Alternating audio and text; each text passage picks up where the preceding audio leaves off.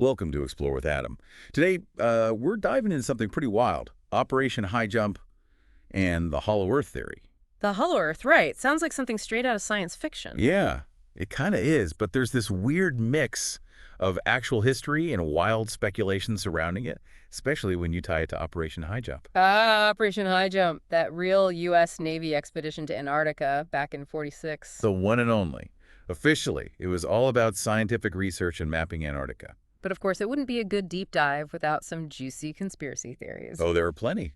The big one being that Admiral Byrd, the guy leading the expedition, might have stumbled upon something a lot more, well, unexpected. We're talking secret Nazi bases, hidden civilizations, maybe even a whole world inside the Earth. Exactly. It's this crazy collision of real-world exploration and those age-old myths about hidden worlds. And we've got some interesting sources to dig into, too. Declassified mission reports, first-hand accounts, even the secret diary of Admiral Byrd himself, supposedly filled with shocking revelations. Right. It's like someone took Indiana Jones and dropped him into Journey to the Center of the Earth. You know, those diaries are a great example of how a single document can really fire up the imagination and fuel speculation for, well, decades, really. Whether they're authentic or not, people are drawn to that idea of hidden knowledge, you know, that maybe our understanding of the world isn't quite as complete as we think. It definitely makes you wonder, doesn't it?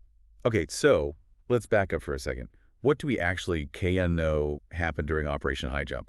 I mean, it was a massive undertaking, thousands of personnel, a whole fleet of ships, aircraft, the whole shebang. Officially, it was a major U.S. Navy operation aimed at training personnel, conducting scientific research, that sort of thing. So your standard post-World War II, let's plant the flag and show everyone we're a force to be reckoned with kind of deal. Exactly. Establishing a U.S. presence in Antarctica was definitely a priority. They even wanted to test out equipment and strategies for operating in those extreme conditions. Right, because back then, Antarctica was still this vast, unexplored frontier. Oh, absolutely. A blank slate for scientific discovery. And, for some, a breeding ground for all sorts of wild theories. Speaking of wild theories, what's the conspiracy version of Operation Highjump? I mean, we've got penguins and icebergs on one hand. And on the other, we've got this narrative of Admiral Byrd battling secret Nazi bases and encountering, well, let's just say things that defy explanation. Lay it on me, what's the story? Well, the theory goes that the real mission of Operation Highjump was a little more covert. Something about uncovering and potentially eliminating a hidden Nazi base in Antarctica. Hold on, a Nazi base in Antarctica? Are we talking like a research station or? Think bigger. The theory claims that high-ranking Nazis, the hardcore believers, they escaped there at the end of the war. Okay, so we're talking more like a hidden fortress, maybe with all sorts of advanced tech they'd been developing. That's the idea. And instead of just a scientific expedition, Operation Highjump becomes this secret military operation to root out these hidden Nazi forces. I mean, I gotta admit, it's a pretty gripping narrative, especially given all the mystery surrounding Antarctica at the time. Oh, for sure. Plus, this was right around the start of the Cold War. Paranoia was high, people were on edge. So throw in the idea of a hidden enemy, maybe armed with advanced weapons, and you've got a recipe for some serious public anxiety. Exactly. It played right into those Cold War fears. And, the Nazis were known for pushing the boundaries of technology during the war, so... Yeah, rockets, jet aircraft, all that stuff. Was there actually any truth to them having a presence in Antarctica? Well, there's a kernel of truth there. They did send an expedition to Antarctica in the late 1930s. So they were there, but... It was mostly about scientific and economic interests. Think whaling stations, claiming territory, that kind of thing. Not exactly a hidden superfortress, then. Not quite. There's no solid evidence they built anything like that. But of course, for those who buy into the conspiracy... The lack of evidence just adds to the mystery. It feeds the whole cover-up narrative. You know it. And that's where these secret diaries of Admiral Byrd come in. They supposedly hold first-hand accounts of Byrd's encounter with this hidden Nazi base. Oh, so we're not just talking about a hidden base now. We're talking a whole hidden world inside the Earth. And Byrd supposedly made contact with its inhabitants. That's what the diaries claim. And to understand why people find them so compelling, we gotta hear what they actually say. All right, hit me with it. What does Admiral Byrd's diary say? Well, keep in mind these are contested documents. But Byrd supposedly describes his flight into the Hollow Earth during Operation Highjump. This isn't in any official records, of course. Sounds like quite the side trip. It gets even wilder. He talks about lush vegetation, advanced technology, and encountering this wise race of beings who, well, they weren't too happy with humanity's direction, let's just say that. Wow. So not just a hidden Nazi base, but a whole hidden world. And Byrd supposedly had a sit-down with its inhabitants. That's the story. And to understand the impact, we gotta dive into the text itself. Byrd writes, "I must write this diary in secrecy and obscurity. It concerns my Arctic flight of the 19th day of February in the year of 1947. There comes a time when the rationality of men must fade into insignificance, and one must accept the inevitability of the truth." That's quite the opening line. Right, like he's wrestling with something huge, something he felt he couldn't reveal at the time. No wonder people find this so intriguing. Okay, so what else does he say? He describes this incredible moment. "We were entering a valley with a small river or stream running through the center. There should be no green valley below. Something is definitely wrong and abnormal here. We should be over ice and snow. To the port side are great forests growing on the mountainy slopes. Our navigation instruments are still spinning. The gyroscope is oscillating back and forth." Hold on, forests and valleys, where there should be nothing but ice and snow. It's like stepping into a lost world. Exactly. And his instruments going haywire just adds to that sense of entering a place that defies our understanding of physics, of reality itself. This is all so gripping. I can see why people find this so believable. Oh, for sure. But before we go full-blown Hollow Earth, we got to remember there are serious questions about the authenticity of these documents. Wait, so you're saying these diaries might be fake? Well, there are inconsistencies in the language, the handwriting, even the type of paper used. Experts who have analyzed them have raised some red flags. So someone might have created these diaries to, what, push the Hollow Earth theory? To make it seem like Byrd had actually been there? That's a very real possibility. But even if they are fabrications, they still tell us something about how powerful these beliefs can be. The allure of the Hollow Earth, the idea of hidden worlds, it taps into something deep within us, something that makes us want to believe in the extraordinary. Right. It's like holding a piece of a hidden world in your hands. Even if it turns out to be a clever forgery, it still sparks the imagination. Absolutely, and that's what makes this whole topic so fascinating. It's this blend of real exploration, Cold War paranoia, and this age-old desire to believe in something beyond the ordinary, something that challenges our understanding of what's possible. I like that. A blend of history and mystery. Yeah. And a good dose of what if. Definitely. It really is amazing how these diaries, even if they're fake, they manage to blur the lines between fact and fiction so effectively. Byrd's actual accomplishments as an explorer, his real expeditions, they lend this, I don't know, this borrowed credibility to the whole Hollow Earth story. It's like they're using the truth as a foundation to build this fantastical narrative on top of. You mentioned inconsistencies in the diaries, things that make people question if they're real. What exactly are those inconsistencies? Well, when you analyze the language used in the diaries, it doesn't quite match up with Byrd's actual writing style. It's subtle, but it's there. Ah, so like a linguistic fingerprint that doesn't quite match. Right. And then there's the paper itself. The type of paper supposedly used for the diary, it wasn't even available until years after Byrd had died. So someone went through all that trouble, even using materials that wouldn't have existed during Byrd's lifetime. Makes you wonder, why? Was it a hoax for, like, kicks, or was there something more to it? That's the big question, isn't it? Were they just trying to mess with people, or was there a deeper motive? Maybe to promote a specific belief, or even a political agenda.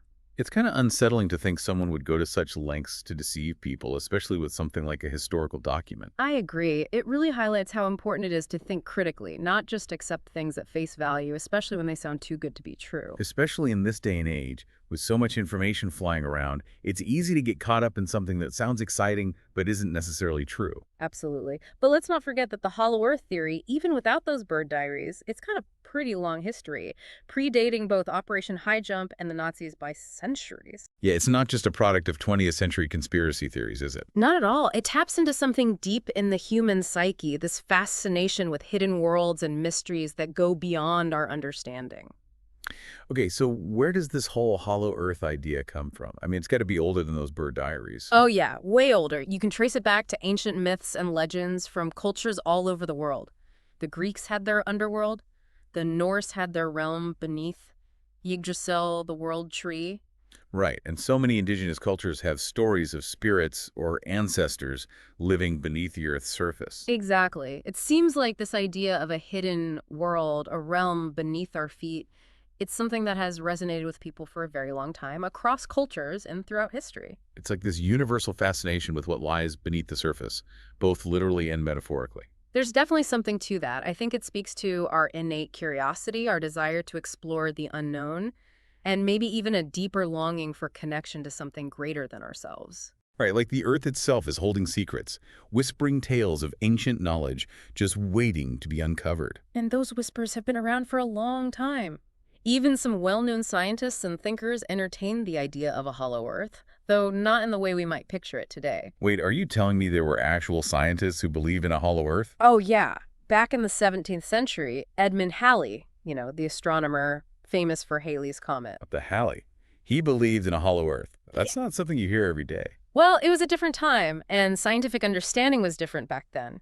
Halley proposed a model of a hollow Earth based on his observations of the Earth's magnetic field. So what? He thought there were magnets inside the Earth, creating the magnetic field. Well, his model was more complex than that. He imagined a series of concentric spheres inside the Earth, each with its own atmosphere, maybe even inhabited. Whoa. So not just one big empty space, but a whole bunch of worlds within worlds, like a cosmic Russian nesting doll. Something like that. He thought these inner shells contributed to the Earth's magnetic field, even suggested they might be lit up by some kind of luminous atmosphere. It's like something out of a Jules Verne novel. Of course, we know now that Halley's model wasn't accurate, but it's still fascinating to see how these ideas were formed, even by brilliant minds.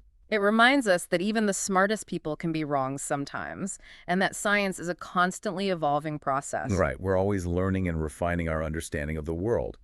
So Halley's theory, while ultimately incorrect, it paved the way for other hollow Earth proponents in the years that followed. Absolutely. In the 18th century, Leonhard Euler, a mathematician known for his work in calculus and graph theory, he also came up with a hollow Earth model. Wow, so this idea was catching on in some pretty prestigious circles. What was Euler's version like? Well, he pictured a single hollow sphere with a sun at its center. He thought this inner sun provided light and warmth to the inhabitants of this inner world. A sun inside the Earth. That's ambitious, to say the least. It definitely captures the imagination, doesn't it? And these ideas weren't just confined to scientists and mathematicians. They actually started to gain traction with the public as well. So we're talking more than just academic theories now. This was starting to become a popular belief. Right. In the 19th century, there was this guy, John Cleves Symmes Jr., a former Army captain who became a huge advocate for the hollow Earth. Okay, an Army captain believing in a hollow Earth. Yeah. This is getting interesting. What was his take on it? He was convinced that the Earth had these big openings at the poles, which he called Symmes holes, that led into the inner world. Symmes holes. Yeah. That's a name that definitely sticks with you. He was serious about this, wasn't he? Oh, absolutely. He gave lectures, published pamphlets, even petitioned Congress to fund an expedition to the North Pole to prove his theory. He sounds like quite the character. Did he ever get his expedition? Unfortunately, no. Congress wasn't exactly lining up to fund a trip to the center of the Earth. But he did manage to gain a following, and his ideas helped popularize the hollow Earth theory even further. It's amazing how a single person, even without official backing, can spread an idea and capture people's imaginations. It shows the power of belief and the human desire to explore the unknown, even when the evidence might be lacking. So we've seen how the hollow Earth theory has evolved from ancient myths to scientific models to popular beliefs. But what about the people who supposedly live in this inner world? Who are they, and what role do they play in these different narratives? That's where things get really interesting. You see, the inhabitants of the hollow Earth are often portrayed as either utopian or dystopian, kind of reflecting the hopes and fears of the people imagining them. Okay, now I'm intrigued. Tell me about some of these beliefs. What kind of beings are we talking about here? Well, on the utopian side, you have this concept of Agartha, a hidden realm often linked to Eastern mysticism. It's typically described as a paradise, full of enlightened beings who live in harmony with nature and possess advanced spiritual wisdom. Agartha, that rings a bell. Isn't that the same name mentioned in those alleged Byrd diaries? Exactly, that's where the connection comes in. In the diaries, Byrd describes meeting a race of beings from Agartha who are very worried about humanity's destructive tendencies, especially our development of atomic weapons. So they're like these wise guardians of the Earth, watching over us from their hidden realm, hoping we'll, I don't know, get our act together before it's too late.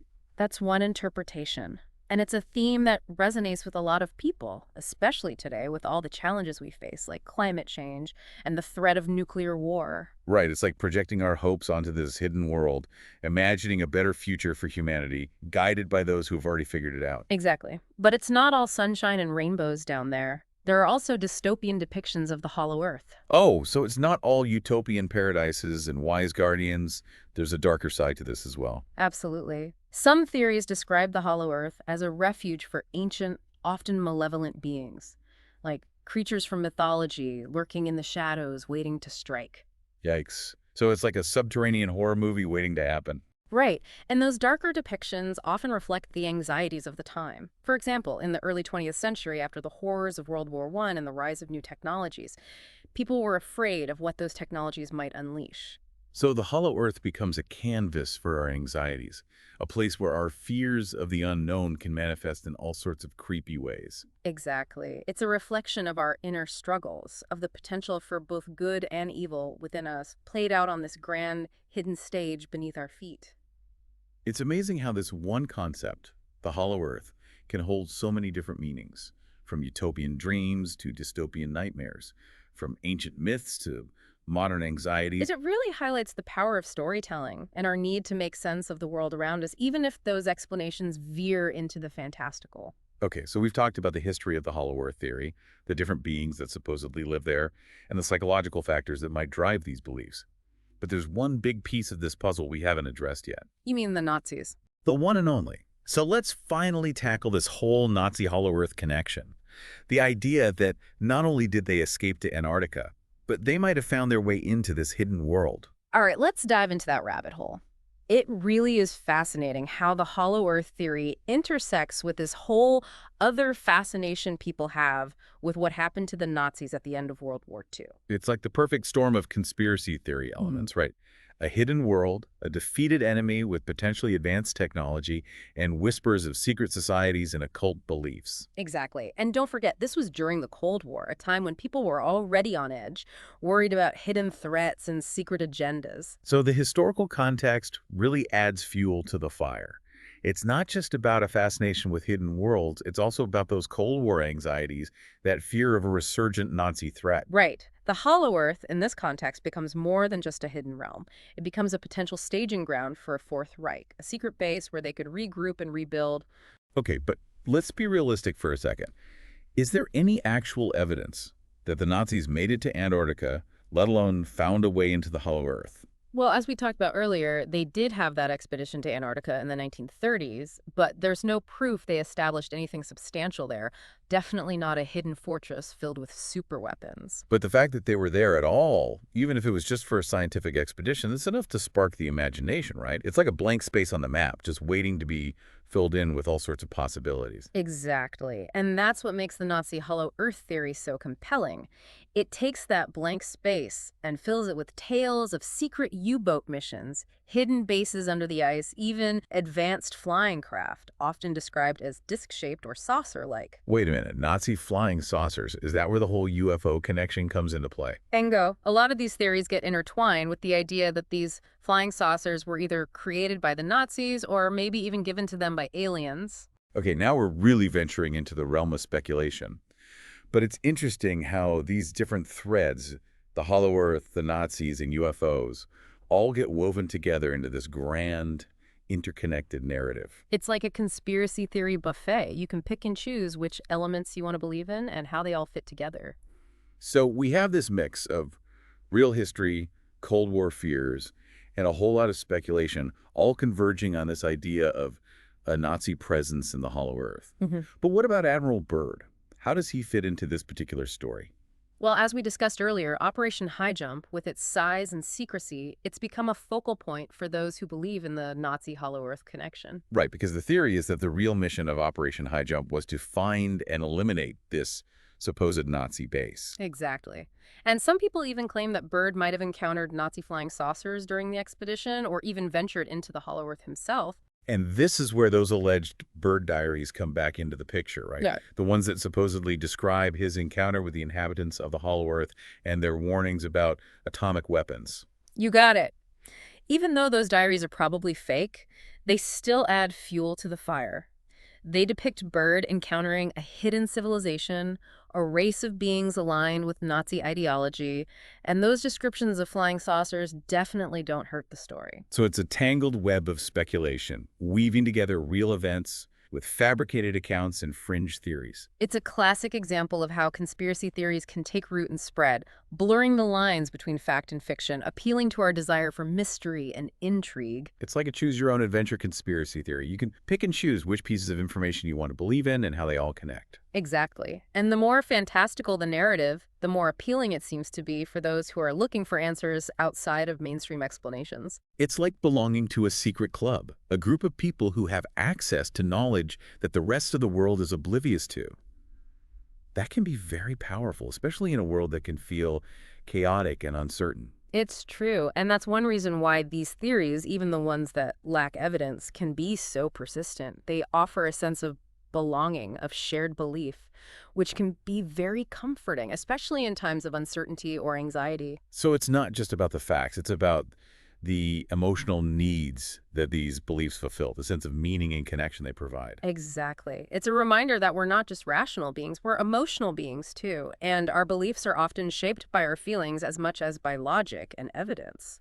You know, it's funny, when you think about it, this whole Hollow Earth thing, it's not just some fringe idea, it keeps popping up throughout history in different cultures, and it always comes back to this need for something more. Yeah, like we're not satisfied with just the surface level. We want to believe there's something deeper, something hidden, something extraordinary waiting to be discovered. Exactly. And sometimes that belief takes some pretty wild forms. Like, have you ever heard of Cyrus Teed? Cyrus Teed Hmm. rings a bell, but I can't place it. This guy, back in the late 1800s, he founded a whole religion, Koreshanity, based on the idea that we're actually living on the inside surface of a hollow sphere. Wait, hold on. So instead of living inside the Earth, we're on the inner shell looking out at a central sun. My brain's trying to wrap itself around that one. Yeah, it's a real head-scratcher. Teed called it cellular cosmology, and he had a whole group of followers who genuinely believed it. They even built a community based on his teachings down in Florida. Wow. Talk about commitment to an idea. I guess it shows you the human mind is capable of coming up with some pretty wild stuff. No kidding. But even when those ideas, well, let's just say they're not exactly scientifically sound, there's often a deeper need being met, whether it's psychological, cultural, or maybe even spiritual. I see what you mean. Like, if you look at it from a broader perspective, you see similar themes popping up in different cultures throughout history. The Buddhists have their beliefs about Agartha, a hidden paradise of enlightened beings. Right. And then you've got Native American myths about ancestors emerging from a world below the surface. It's like this universal yearning for a lost golden age, a place of wisdom and harmony that we've somehow lost touch with. Exactly. And the Hollow Earth becomes this symbol, this repository for those lost ideals, a place where we can imagine those things still exist. Which makes you wonder, why do these theories seem to gain traction during times of crisis or uncertainty? Like, we saw how post-World War II anxiety fueled the whole Nazi Hollow Earth connection. That makes sense, though, doesn't it? When the world feels chaotic, when you're facing threats you don't understand, the idea of a hidden power, a place of refuge, it starts to sound pretty appealing. Right, whether it's a benevolent force like Agartha or a potential enemy like a hidden Nazi base, it provides some kind of framework for those anxieties, a way to make sense of the chaos. And let's not forget the power of a good story. That alleged Byrd diary, even if it's fake, it's a masterclass in how to tap into those deep-seated fascinations we have with forbidden knowledge, with hidden truths. It takes Byrd, who was a real-life explorer, and turns him into almost a mythical figure, a witness to something incredible, something that challenges everything we thought we knew. It's like those real-life discoveries he made, the flights over the poles, charting new territories. They weren't enough. We crave a deeper mystery, a secret revelation that shakes up our whole understanding of the world. So we have this blend of real history, scientific curiosity, and a healthy dose of human psychology, all mixed up with this enduring fascination with the unknown. What's the takeaway for our listeners? Why should we care about the Hollow Earth? even if it's not real. Because it tells us so much about ourselves. It reveals how we search for meaning, how we deal with fear and uncertainty, how we create stories to explain the world around us. And how those stories can sometimes take on a life of their own, even if they stray from the truth. Exactly. It's a good reminder to think critically, to question the stories we're told, and to be aware of our own biases and motivations. The Hollow Earth might not exist in a physical sense, but the reasons we're drawn to it, those are very real and very human. It's a reflection of our hopes, our fears, our dreams. And maybe that's a more valuable discovery than finding a hidden civilization beneath our feet. Well said. So folks, that wraps up our deep dive into the Hollow Earth. We've gone from Admiral Byrd's expeditions to ancient myths, from Nazi conspiracies to the very nature of belief itself. Hopefully you've learned some new things and maybe even gained a bit of insight into what makes us tick. It's been a wild ride. And as always, the exploration doesn't end here. Keep that curiosity burning, keep asking questions, and remember, there's always more to discover, both out there in the world and within ourselves. Thanks for joining us on this journey into the Hollow Earth. Until next time, keep exploring.